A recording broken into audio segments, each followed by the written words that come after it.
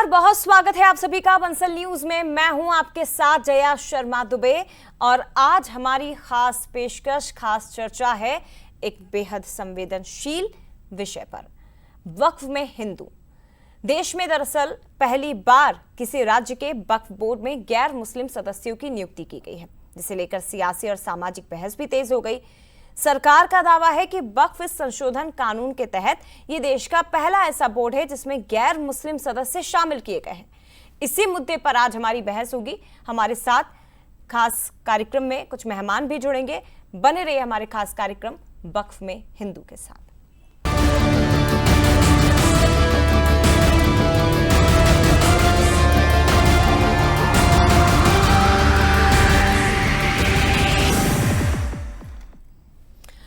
तो देखिए, देश में पहली बार वक्फ बोर्ड में 2 हिंदू सदस्यों को शामिल किया गया है। मनोज मालपानी और अनिमेश भार्गव, ये 2 सदस्य बनाए गए हैं। मध्य प्रदेश सरकार ने वक्फ बोर्ड का पुनर्गठन किया और सनवर पटेल को दोबारा से अध्यक्ष नियुक्त किया गया है। लेकिन इन नए बोर्ड में 10 सदस्यों के साथ साथ गैर मुस्लिम 2 सदस्यों को भी शामिल किया गया। पहले वक्फ बोर्ड के सदस्य सिर्फ मुस्लिम होते थे, लेकिन इस बार जो नया पुनर्गठन हुआ है इसमें 2 हिंदुओं को, यानी कि 2 गैर मुस्लिम सदस्यों को शामिल किया गया। 2025 में ही कानून में संशोधन किया गया था और उसके बाद यह फैसला हुआ था कि वक्फ बोर्ड में कम से कम 2 गैर मुस्लिम सदस्य शामिल होंगे। और उसी कड़ी में इंदौर के मनोज मालपानी और गुना के राघोगढ़ के अनिमेश भार्गव, दोनों को ही सदस्य बनाया गया है। लेकिन इस पर अब सियासत शुरू हो चुकी है, राजनीतिक बयानबाजी शुरू हो गई है। और एक बार फिर से आपको बता दें कि देश में पहली बार ऐसा हुआ है कि राज्य के वक्फ बोर्ड में हिंदू सदस्यों को शामिल किया गया है। ये एक बड़ा कदम मध्य प्रदेश सरकार की ओर से उठाया गया है। आपको ये भी जानकारी दे दें कि इंदौर के मनोज मालपानी, उन्हें वक्फ मामलों में लंबे समय का अनुभव है। दूसरी तरफ अनिमेश भार्गव जो गुना के हैं, उन्हें लेकर भी कहा जाता है कि वक्फ के क्षेत्र में 8 साल के कार्यों का अनुभव उन्हें है और इसीलिए इन दोनों सदस्यों को शामिल किया गया है। यानी कि 10 सदस्यों में 8 सदस्य मुस्लिम हैं और 2 सदस्य हिंदू शामिल किए गए हैं। लेकिन इसे लेकर तमाम तरह के विवाद और तमाम तरह की बयानबाजी शुरू हो चुकी है। आरिफ मसूद ने इसे लेकर क्या कहा है, कांग्रेस के विधायक ने, वो भी आज सुनिए। बहुत गलत है और पूरा मामला अभी सुप्रीम कोर्ट में विचाराधीन है और सुप्रीम कोर्ट में 2 बिंदुओं पर स्टे तो नहीं है, लेकिन उस पूरे स्टे ना होने के बावजूद प्रक्रिया जारी है और सुप्रीम कोर्ट उस पर अंतिम निर्णय देगा। ऐसी क्या आवश्यकता पड़ी थी जो इतनी जल्दबाजी सनवर पटेल को हो गई, इतनी घबराहट क्यों हो गई, ये समझ से परे। मध्य प्रदेश शासन ने उसमें एक और मिस्टेक करी है कि 2 अन्य कास्ट का प्रावधान है, उन्हें 3 कर दिए। आप लोगों ने ध्यान दिया होगा, आयुक्त जो है वो किस समाज का है, तो 2 से 3 हो गए। इस पूरे मामले को लेके मैं सुप्रीम कोर्ट बहुत जल्दी जाऊंगा। तो कांग्रेस के विधायक आरिफ मसूद, वो तो सुप्रीम कोर्ट जाने की बात कर रहे हैं। इधर दूसरी तरफ कांग्रेस नेता फिरोज सिद्दीकी ने भी सवाल उठाए। वक्फ बोर्ड में मुस्लिम वर्ग के लोग ही शामिल हो सकते हैं, ये उन्होंने कहा है। फिरोज सिद्दीकी कह रहे हैं कि वक्फ एक धार्मिक संस्था है और इसमें केवल मुस्लिम लोग ही शामिल हो सकते हैं। मध्य प्रदेश में सियासी बयानबाजी और इन सब के बीच कांग्रेस के विधायक ने वक्फ बोर्ड में हिंदू सदस्यों को शामिल करने के मामले में सुप्रीम कोर्ट जाने की बात कह दी और ये कह दिया कि ये मामला तो अभी सुप्रीम कोर्ट में विचाराधीन है। तो ऐसी आखिर क्या जरूरत पड़ गई जो इतनी जल्दबाजी में फैसला लेना पड़ा।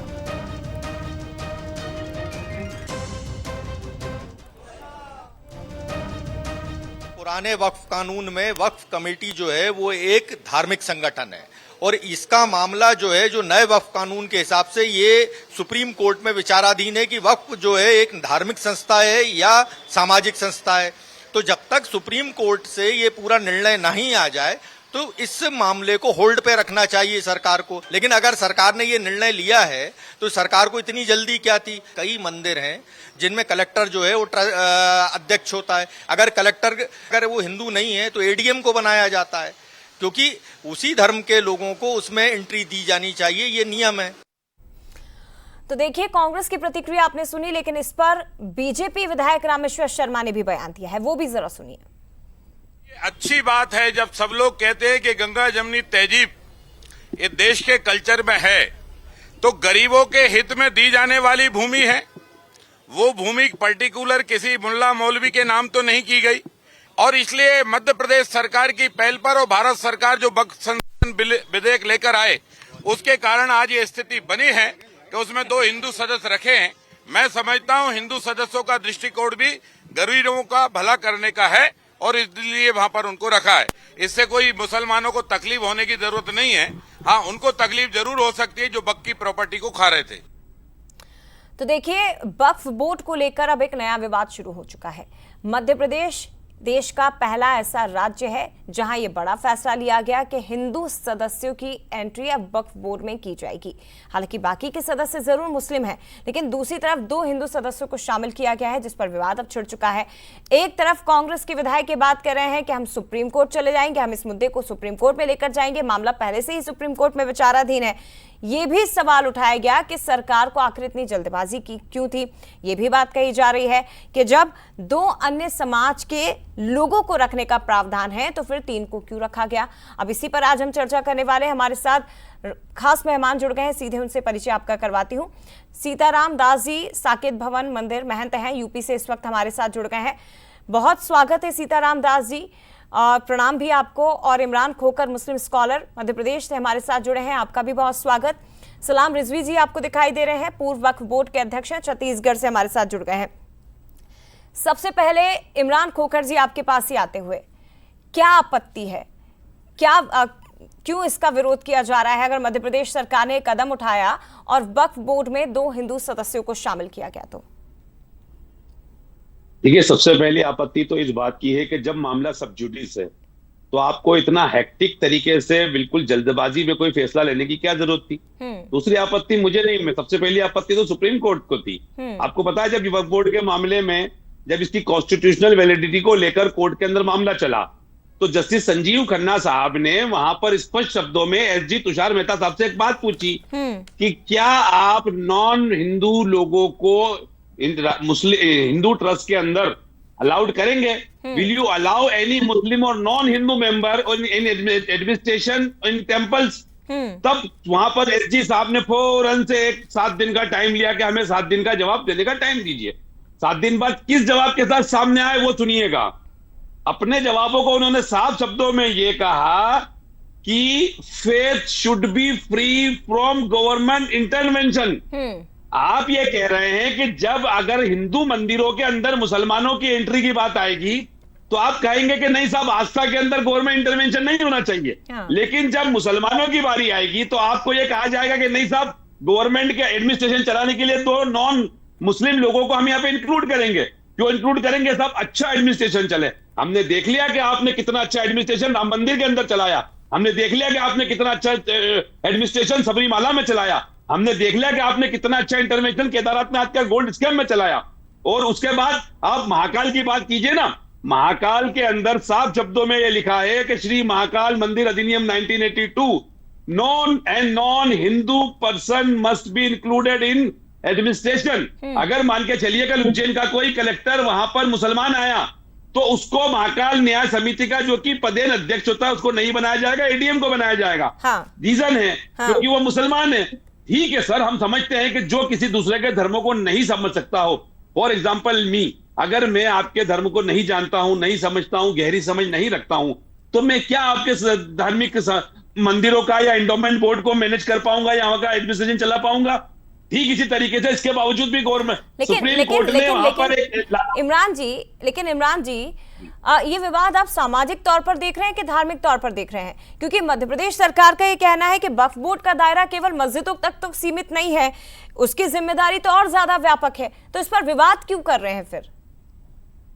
देखिए, ये विवाद जानबूझकर मध्य प्रदेश सरकार द्वारा बनाया गया है। मेरी बात अधूरी रह गई। सुप्रीम कोर्ट ने को वहां पर एक इंटरिम ऑर्डर पास किया था कि out of 11 only 2 member can be non Muslims. यहां पर इन्होंने 3 कर दिए। मतलब ये सुप्रीम कोर्ट को भी वाले नहीं है। अब मैं मध्य प्रदेश सरकार की बात लेकर आता हूं।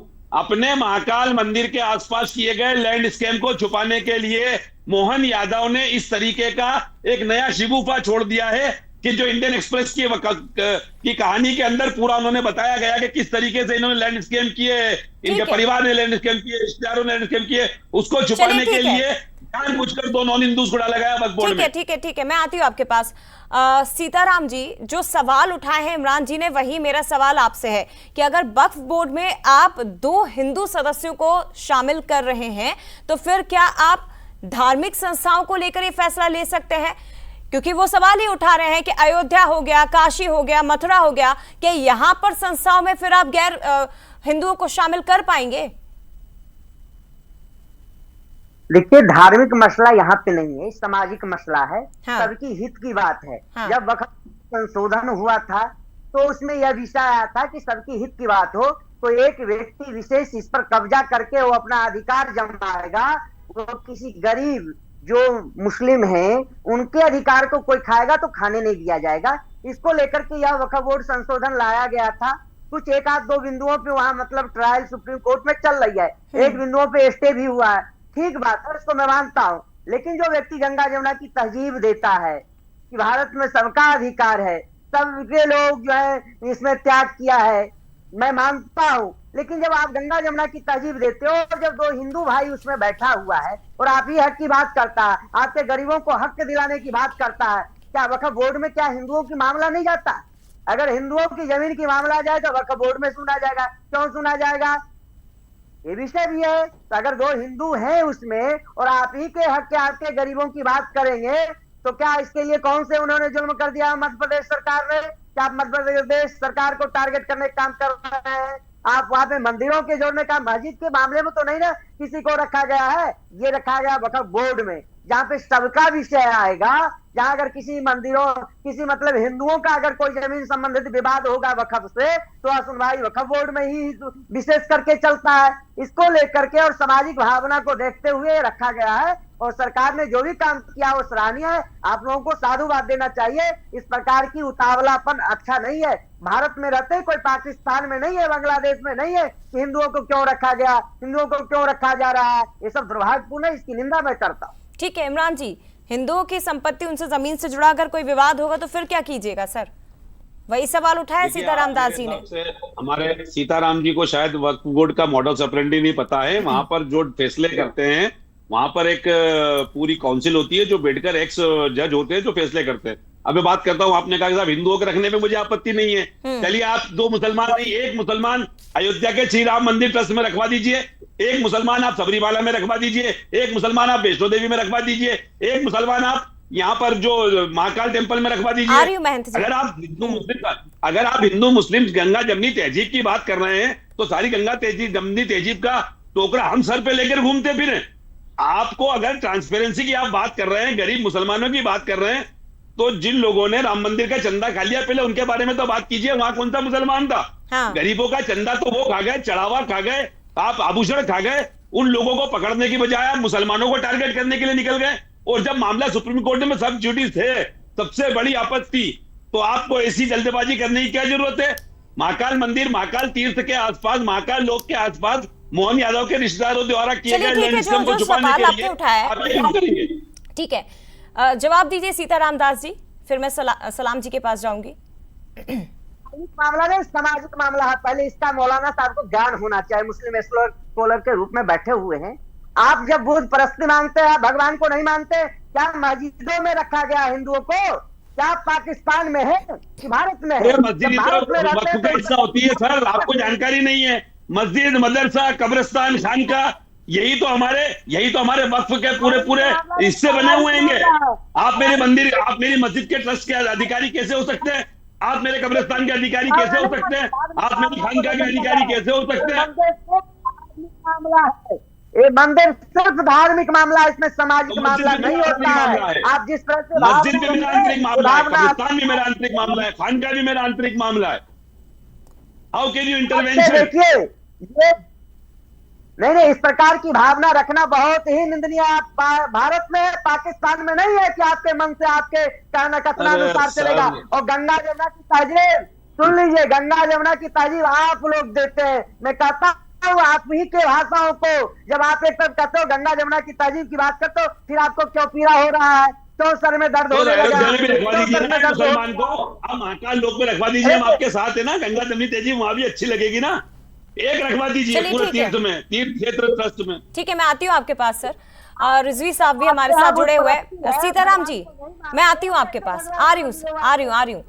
सलाम रिजवी जी, क्या बदलेगा, क्या फर्क पड़ेगा, जरा ये आम भाषा में हमें समझाने की कोशिश करिए कि पहले जो सदस्य थे वो पूरी तरह से मुस्लिम थे, अब ये मामला संवैधानिक हो चुका है क्योंकि लोकसभा राज्यसभा में इस पर चर्चा हुई है, सुप्रीम कोर्ट तक मामला पहुंचा, संवैधानिक विषय हो चुका है। और अब मध्य प्रदेश सरकार ने अगर ये कदम उठाया है कि 2 गैर मुस्लिमों को इसमें शामिल किया जाए, तो इस पर विवाद क्यों हो रहा है, क्या बदलेगा सर, क्या फर्क पड़ेगा, ये जरा समझाइए। देखिए, मैं वक्फ बोर्ड का अध्यक्ष रह चुका हूं और यह भी अच्छे तरीके से जानता हूं जी कि वक्फ के निगरानीकर्ताओं ने वक्फ की संपत्तियों की ठीक से निगरानी नहीं करी, इसलिए हमारी आज, मैं जहां तक समझता हूं 70% ज़मीन तो हमारी जा चुकी है। आर्मी और रेलवे वक्फ से की ज्यादा है सर संपत्तियों में वक्फ के कब्जा बाद पास कोई प्रॉपर्टी। मुसलमानी जी आर्मी हाँ, और ये जो आंकड़े बताए जाते हैं रेलवे जी। के बाद जी दूसरे नंबर के करके, वो आंकड़े गलत बताए जाते हैं क्योंकि जो पुरातत्व विभाग में जो जमीन है उसको भी जोड़ दिया जाता है। कभी एक समय हुआ करता था कि वक्फ के पास बहुत प्रॉपर्टी थी, लेकिन आज की तारीख में अगर आप काउंट करोगे तो नहीं होती नहीं ज़मीन, और ये एक शिगुफा छोड़ा गया कि वक्फ के पास रेलवे के बाद दूसरे नंबर पे वक्फ आता है करके। ये भी आपको मैं क्लियर कर दे रहा हूँ ठीक है कि रेलवे के बाद में वक्फ दूसरे नंबर पे नहीं आता, अगर के दूसरे नंबर पे आता तो मुसलमानों की इस देश में ये हालत नहीं होती। अब रहा सवाल कि वक्फ की संपत्तियों पे कब्जा, तो वक्फ की संपत्तियों पे जिन लोगों ने कब्जा किया उसमें मुसलमान ही नहीं है, उसमें हिंदू भी हैं और उसमें शासन भी है। अब जब इनको खाली कराने की बात आती है तो वहाँ पर फिर ये हो जाता है कि मिली भगत हो जाती है, हिंदू सदस्य रखने की बात आ गई, इसका विरोध पूरे देश भर में हुआ है। और मेरा कहना है कि सीओ से लेके फिर वक्फ बोर्ड सारे फैसले नहीं करता ना, ये ट्रिब्यूनल में जाता है। ट्रिब्यूनल में कौन रहता है, कोई मुस्लिम जज थोड़ी रहता है, वहाँ पर एडिशनल डिस्ट्रिक्ट जज लेवल का एक न्यायाधीश बैठता है, वो गैर मुस्लिम होता है, उसका पूरा स्टाफ गैर मुस्लिम होता है। तो वो लोग अगर के बोर्ड कहीं कोई चीज़ों को गलत पास करता है तो वो तो न्यायिक सुनवाई वहाँ होती है, उसके बाद फैसला होता है। चलिए आपने रख लिया, मुझको ऐसा लगता है कि अभी राम मंदिर ट्रस्ट में जो एक तरफा हिंदुओं का रख के इन लोगों ने जो चंदा चोरी को रोक नहीं पाए थे, तो वक्फ बोर्ड के लिए ऐसे इनके दिमाग में आया होगा कि वक्फ बोर्ड में भी हम लोग जो गलत नहीं रोक पा रहे हैं तो उसमें तो गैर मुस्लिम को रख देते हैं। तो और आने वाले समय में राम मंदिर में भी जहाँ तक कि ये 2 मुस्लिमों को रखने वाले हैं, और भी जहाँ जहाँ ऐसे धार्मिक ट्रस्ट है वहाँ पर हिंदू और मुस्लिम का गंगा जमुना तहजीब का मेल बना के ये आगे काम करेंगे भारतीय जनता पार्टी के लोग, ऐसा मुझको महसूस होता है। वरना ये सब करने की ज़रूरत नहीं है। आज देश में जिस चीज़ों से हम लोग जूझ रहे हैं, बेरोजगारी से जूझ रहे हैं, हम लोग महंगाई से जूझ रहे हैं, उस पर हमको फैसला करना चाहिए। धार्मिक चीज़ों को लेकर अभी अलग हट रख देना चाहिए। मैंने अपने पहले डिमांड किया है कि वक्फ से ज़्यादा संपत्ति मठों के पास में, आप मठ बोर्ड क्यों नहीं बनाते? हिंदुओं की भावनाओं के साथ आप खिलवाड़ करते हो। मठों की जमीन पे लोगों ने कब्जा करके रखा, अरबों की जमीन में कब्जा करके रखा है। आपने आज तक एक राष्ट्रीय मठ बोर्ड नहीं बनाया। ये समझाइए कि ये जो पूरी तरीके ये फैसला जो हुआ है और ये जो पूरा मामला है, आप इसे सामाजिक दृष्टिकोण से देख रहे हैं या धार्मिक दृष्टिकोण से देख रहे हैं? दोनों दृष्टि से देख रहा हूँ, सामाजिक भी, धार्मिक भी, राजनीतिक दृष्टि से भी देख रहा हूँ मैं। हाँ। दोनों और तीनों दृष्टि से देख रहा हूँ मैं, क्योंकि मैंने इसमें बहुत बहस सुन चुकी है मैंने, और मैंने काम भी किया वक्फ बोर्ड में। मैंने देखा है कि ज़मीनों में कब्जा लोग कर रहे हुए हैं और बोर्ड भी कई जगह काम ठीक से काम नहीं कर रहा है। तो गैर मुस्लिम सदस्यों को लाने से अगर कि इनका मानना है कि हम अच्छे से काम कर लेंगे तो उसको भी देख लेंगे आके। भाई हम तो खाली बोल सकते हैं, चिल्ला सकते हैं, उसके अलावा तो शासन में जो रहेगा वो अपनी मनमर्जी करेगा, ये भी कर रहे हैं। तो उसका फ़ायदा क्या होगा देखेंगे ना। और अगर इनकी आँख खुल रही है कि जैसे बहुत अभी लेटेस्ट मामला अभी जो राम जन्मभूमि का हुआ है, हाँ। इन्होंने जो ट्रस्ट बनाया, ट्रस्ट में तो इन्होंने बहुत ईमानदार लोगों को रखा, तो उसके बाद वहाँ जो चढ़ावा चोरी हुआ है उसको देखते हुए हो सकता है वक्फ बोर्ड के लिए उन्होंने ऐसा फैसला ले लिया, वहाँ पर भी मुस्लिम सदस्य रखेंगे। ये हाँ। स्वागत करेंगे हम वहाँ पर भी अगर 2 मुस्लिम सदस्य रखेंगे, अब जो नया ट्रस्ट बनेगा। मैं आ रही हूँ सर आपके पास, ये सवाल सीताराम जी से। सीताराम जी, अयोध्या का मसला धार्मिक था, लोगों की आस्था से जुड़ा हुआ था, एक बहुत लंबा संघर्ष है उस मंदिर निर्माण के पीछे, और अब 1 साल के अंदर ही वहां पर अगर चढ़ावा चोरी की घटना सामने आती है तो ये तो सभी को बोलने का मौका दे रही है। रिजवी साहब यही सवाल उठा रहे हैं कि क्या वहां पर भी आप मुस्लिमों को शामिल करेंगे? अगर आप यहां पर हिंदुओं को शामिल कर रहे हैं तो वो उस ट्रस्ट में भी फिर अधिकार होना चाहिए ना। देखिए, जो लोग हमारे राम को नहीं मानते हैं, जिनके यहाँ मूर्ति पूजा हराम माना जाता है, वो कैसे मूर्ति पूजा करेंगे? मूर्ति पूजा करना चाहते हैं मुस्लिम स्कॉलर साहब या रिजवी साहब, तो मैं यहाँ पर कौन सा आप नमाज पढ़ने लग जाएंगे? यहाँ पर कौन सा वक्त में शामिल हिंदू नमाज पढ़ेंगे? कैसी बातें कर रहे हैं आप सीताराम जी? यहाँ क्या जो वक्त में शामिल किए गए हैं 2 हिंदुओं को, वो क्या नमाज पढ़ेंगे क्या? नमाज नहीं पढ़ेंगे, वहाँ धार्मिक मामला नहीं, सामाजिक मामला है। हाँ। सबकी न्याय की मामला है। हाँ। मंदिरों में सामाजिक मामला नहीं है, धार्मिक मामला है। हाँ। आस्था का विषय वहाँ आस्था नहीं है, सामाजिक न्याय की मामला है। सबको न्याय मिलना चाहिए, वहाँ पे गरीबों को भी न्याय मिलना चाहिए। और ऐसे जो मुस्लिम स्कॉलर के रूप में बैठे हुए हैं, ऐसे इमामों को भी जो है न्याय मिलना चाहिए, और सबको न्याय देने का काम एक व्यक्ति विशेष नहीं कर सकता है। और वक्फ बोर्ड संशोधन इसीलिए किया गया है कि अगर जब हिंदुओं की मामला जाता है तो वहाँ एक व्यक्ति विशेष को टारगेट किया जाता है, वो दुर्भाग्यपूर्ण है। इसके लिए उसमें 2 हिंदुओं को रखा गया। क्यों पीड़ा हो रहा है? क्यों आप भारत में रहते हो? भारत के आपके जो वक्फ बोर्ड में जितनी संपत्ति है ना, वो आधे से ज्यादा हिंदुओं की संपत्ति है, आधे से ज्यादा सरकार की संपत्ति पे आप कब्जा किए हैं। आप अपने मनमाना न्याय करेंगे? क्या सरकार इस विषय को नहीं देख रहा है? क्या अपनी जो है आपके ही मनमाने हिसाब से चलेगा? क्या आप पाकिस्तान में हैं? क्या बांग्लादेश में? भारत में? ये जो आपने बातें कही है इसका जवाब आपके हिसाब से चलेगा? यहाँ का मुसलमान आपके हिसाब से चलेगा? आप जैसा बोलोगे वैसा करेगा मुसलमान। आप इस्लाम को मत मानो, और राम जन्मभूमि के बारे में आप गलत बात करते हैं। भारत के संविधान के हिसाब से चलेगा। ठीक है, आपके कुरान से तो आप मानो ना, आप संविधान को क्यों नहीं मानते हो? आप लोग संविधान को क्यों नहीं मानते? संविधान का तो पूरा आपने धज्जियां उड़ा के रखी है। सीताराम जी, कुछ इंपॉर्टेंट सवाल है, वो जरा मुझे पूछ लेने दीजिए प्लीज। 1 मिनट रुक जाइए। रिजवी साहब, मेरा सवाल आपसे यह है कि जो 2 सदस्य शामिल किए गए हैं वक्फ बोर्ड में, इनकी भूमिका किस तरह की रहेगी? ये प्रशासनिक भूमिका में रहेंगे या कोई धार्मिक निर्णय लेने में भी इनकी कोई भूमिका होगी? वो भी जरा स्पष्ट करिए।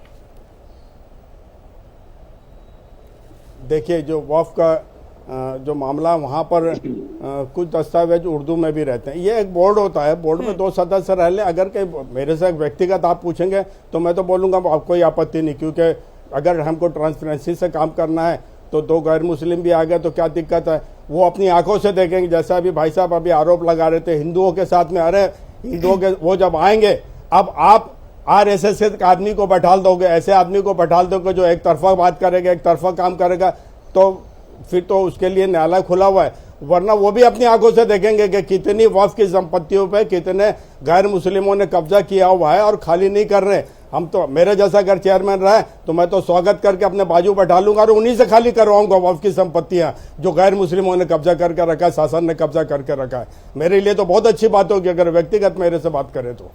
ठीक है, खोकर साहब, सरकार का ये दावा है कि जो कदम उठाया गया है इससे पारदर्शिता आएगी, और अगर ऐसा होता है आगे चलकर जब ये कमेटी काम करेगी, वक्फ बोर्ड के जो सदस्य आगे काम करेंगे, अगर ऐसा होता है कि नियुक्तियां केवल प्रशासनिक कारणों के चलते की गई हैं, तो क्या फिर आप लोगों की राय बदल जाएगी इस संबंध में? देखिए जया जी, हम किस तरह की ट्रांसपेरेंसी अभी देख रहे हैं। सरकार द्वारा लगभग 90% मंदिरों मठों को ऊपर कहीं ना कहीं अपना कब्जा किया हुआ है, चाहे वो वैध कब्जा माने अवैध कब्जा माने। उनको ट्रांसपेरेंसी वक्फ बोर्ड में चाहिए जो कि पहले से ट्रांसपेरेंट है। वो वक्फ बोर्ड जिसके पास चंदे के नाम पर कुछ नहीं आता, जो भी पैसा आता है वो सीधा तौर पर बैंक अकाउंट में जाता है। कोई नकद पैसा 1 रुपया भी वक्फ बोर्ड के पास नहीं आता है। ठीक है, तरीके से ट्रांसपेरेंसी तो आपकी होनी चाहिए थी राम मंदिर तो फिर वक्फ बोर्ड विवादों में क्यों है? खोकर जी, 1600 कैमरे में काउंटर क्वेश्चन है, इस पर भी जवाब दीजिए। तो फिर वक्फ बोर्ड विवादों में क्यों है? वक्फ बोर्ड विवादों में क्यों है? क्यों ये फैसला लेना पड़ा फिर देश में? जया जी, वक्फ बोर्ड विवादों में का रीजन सिर्फ एक ये है कि वक्फ बोर्ड की तमाम तर संपत्तियों के ऊपर सबसे ज्यादा इंक्रोचमेंट गवर्नमेंट द्वारा किया गया है। पहले तो आप वक्फ को समझे। आप बता रहे हैं कि वक्फ सब हिंदुओं की संपत्ति है। नहीं, एक मुसलमान ही वक्फ कर सकता है। किसी दूसरे की संपत्ति अगर मेरे पास 1 बीघा जमीन है और मैं वक्फ करना चाहूं तो मेरे पास उसका टाइटल हो तो मैं वक्फ कर पाऊंगा। मैं सीताराम जी की जमीन वक्फ थोड़ी कर दूंगा। आप हमारे वक्फ बोर्ड के पुराने चेयरमैन साहब बैठे, इन्होंने बहुत साफ सुथरे शब्दों में बात बता दी। आपको पहले तो जानना पड़ेगा what is the definition of वक्फ। और ये जो मनोज मालपानी, अनिमेश भार्गव, क्या इन लोगों ने क्या काम किया है वक्फ के लिए? ये कई वक्फ बोर्ड के चेयरमैन रहे हैं, ये वक्फ काउंसिल के मेंबर रहे हुए, इन्होंने कभी मस्जिदों के, मदरसों में, दरगाहों के, खानकाहों में जाकर कुछ देखा है? उनके लिए कुछ काम किया है जो इन लोगों को बना दिया? बीजेपी अपने छर्रों को इंक्लूड करना चाहती है। अभी जो वक्फ बोर्ड की नई कमेटी बनी है, आतिफ अकील को छोड़कर सारे बीजेपी के लोग हैं। अभी तक इन्होंने डाके राम मंदिर में डाले थे, अभी वक्फ बोर्ड में डाके डालेंगे। इसके अलावा क्या करेंगे? खोकर जी हमारे साथ न्यूज़8 शरद द्विवेदी जी भी इस वक्त जुड़ गए। शरद जी। जी जया, शुक्रिया। मैं इमरान खोकर साहब से जरूर उनकी तरफ मैं रुख करना चाहूंगा। खोकर साहब, वक्फ बोर्ड में पहली बार 2 हिंदुओं की एंट्री हुई है। एक बड़ा रिमार्केबल फैसला है। कितना सही है, कितना सही नहीं है, वक्त इसका फैसला करेगा।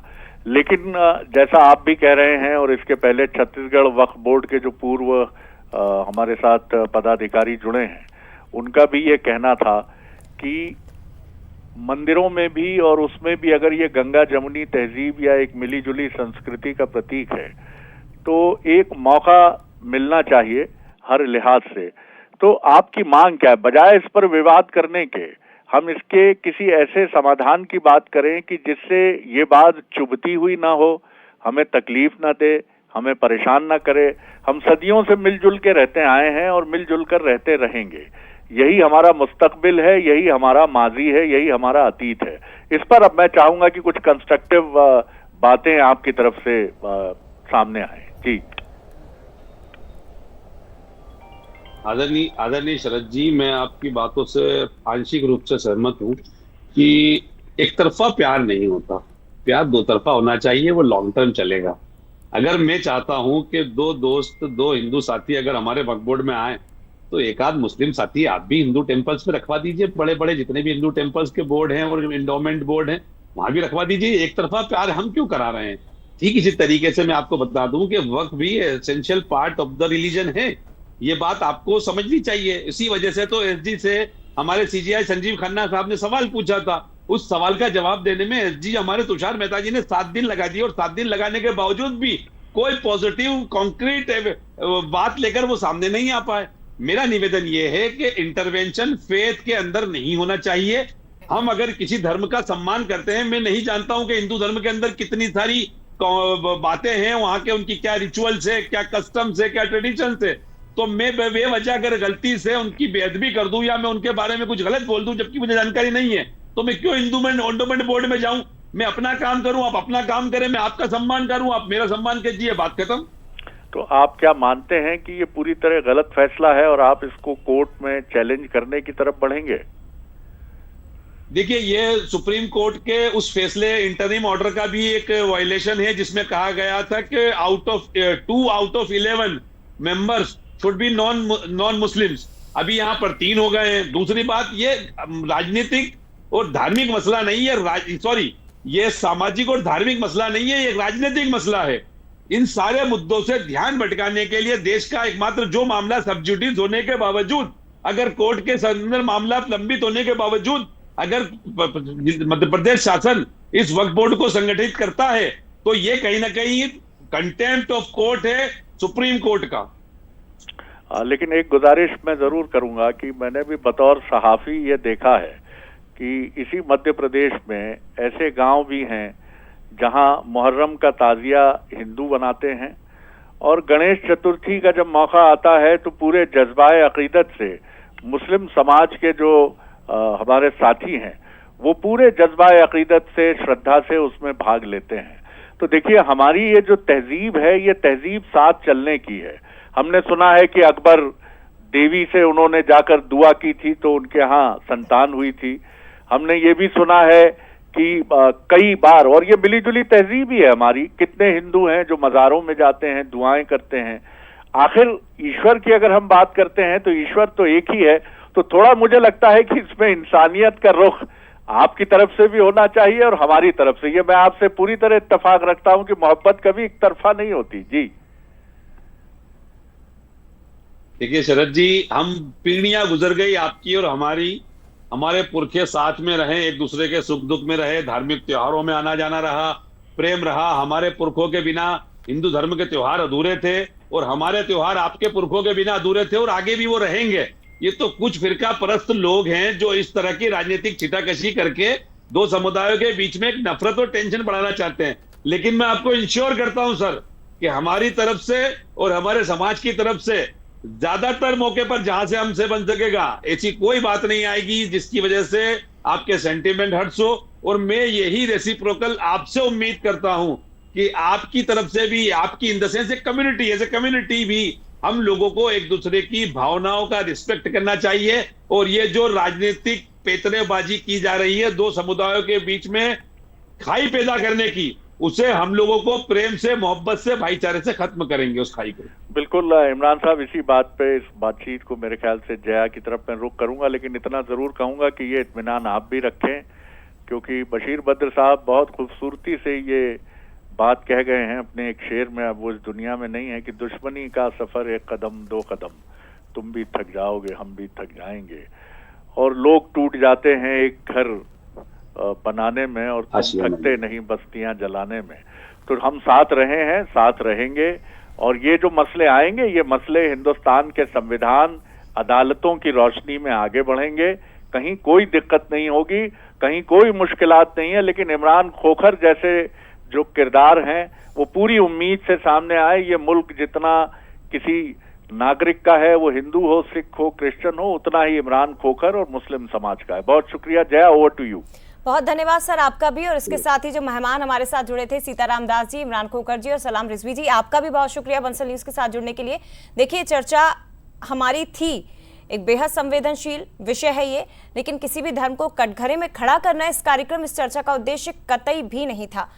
उद्देश्य यही था कि समन्वय बनाया जाए, संतुलन बनाया जाए आस्था, धर्म और प्रशासन के बीच में, और उम्मीद है कि इस चर्चा के माध्यम से वो होगा, आगे चलकर होगा। इसी के साथ फिलहाल मुझे दीजिए इजाजत। खबरों के लिए आप देखते रहिए बंसल न्यूज। नमस्कार।